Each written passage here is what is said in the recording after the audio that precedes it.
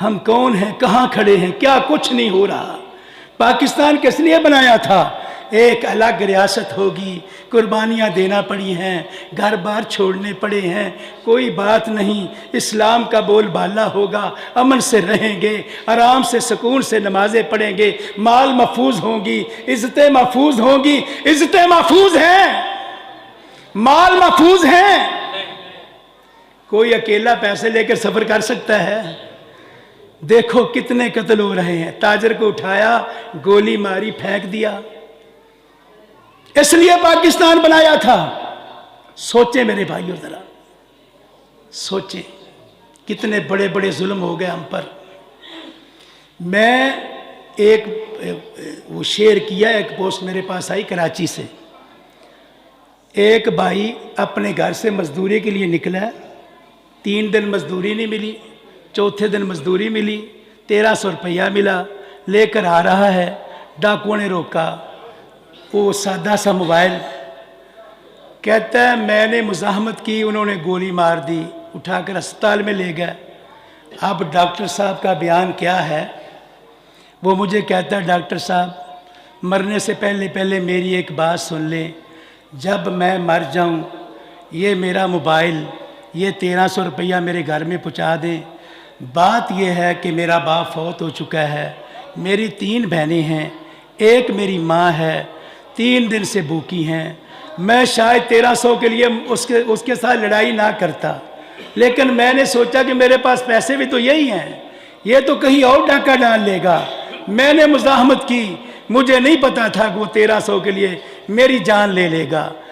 میری چھوٹی بہن جوتے کے لیے کہتی تھی میرا موبائل بیچ کر اس کو جوتا لے دینا, اور جب میں مر جاؤں تو میرے گھر والوں کو میری موت کی خبر نہ دینا. پوچھا کیوں؟ کہا غم نہ کرو, ہم آپ کو بچانے کی کوشش کریں گے. کہتا ہے اس لیے کہ میری ماں کے پاس کفن کے لیے پیسے نہیں ہیں. کراچی میں کفن کی جگہ خریدنی پڑتی ہے, وہ جگہ کیسے خریدے گی؟ خود ہی مجھے دفنا دینا, یہ مجھ پر احسان کرنا. ڈاکٹر صاحب کہتے ہیں میں نے ٹیکہ لگایا, وہ بے ہوش ہو گیا باتیں کرتے کرتے, لیکن وہ فوت ہو گیا. اور جب میں اس کا وہ سامان لے کر بتائے ہوئے پتے پر اس کے گھر پہنچا تو واقعی اس کی بہنیں بھی بھوکی, ماں بھی بھوکی, اور بیٹے کے انتظار میں. کہتا ہے میں نے مناسب بندوبست کیا, ان کو خوراک پہنچائی, اور اس کے بعد میں نے یہ عزم کیا کہ میں نے ان کا کوئی وظیفہ مقرر کر کے واپس آ کر اپنے آپ کو اور بیوی کو لے کر پاکستان چھوڑ کے چلے جانا ہے.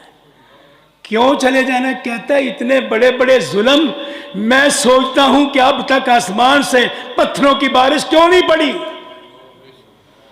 اللہ کی قسم یہ ایک ظلم نہیں, سینکڑوں ظلم ہے.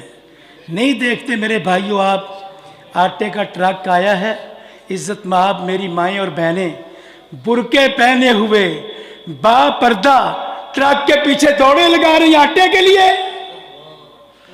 کیا کچھ نہیں اس ملک میں پیدا ہوتا, کیا کچھ نہیں پیدا ہوتا. کب ہم ہوش کے ناخن لیں گے؟